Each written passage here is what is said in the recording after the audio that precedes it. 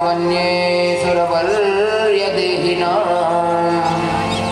सदा समुद्वेगनधियामसद्ग्रहात् हित्वात्मपातं गृहमन्दकूपं वनं गतो यद्वरिमाश्रयेत। प्रहलाद जी ने पहला विद्या बताया। क्या बताया?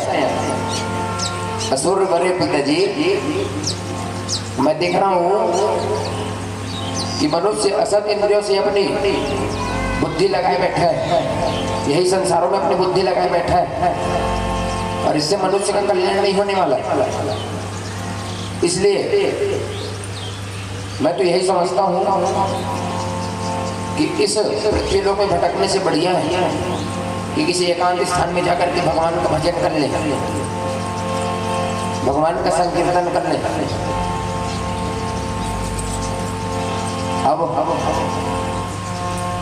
हिरण्यकश्यप ने सोचा था कि मेरे जैसे इसको भी राजन बनाना है।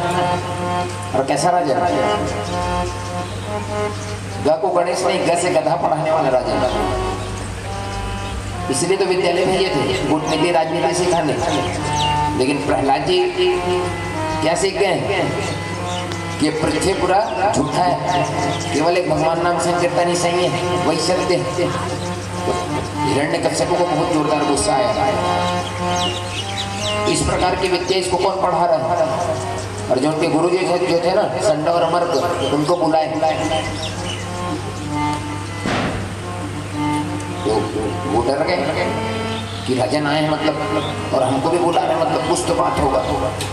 संड और अमर के जाकर के सामने खड़े हुए प्रणाम की हिरण्यकश्यप जी का। पूछे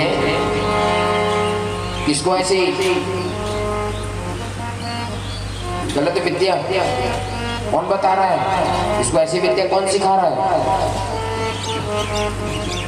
अब संड और अमर जी ने बोला था कि राजन, आपने बताया था कि ग से गधा पढ़ाना है, हम तो गधा ही पढ़ा रहे हैं। तो आप और किसी बालक से जाकर के पूछ सकते हैं।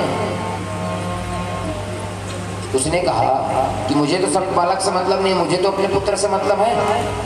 तो मेरे पुत्र को ऐसा कौन पढ़ा रहे कि भगवान नाम संकीर्तन ही सबसे बड़ा साधन है, यही सत्य है, बाकी सब झूठा है। संड और अमर को बोला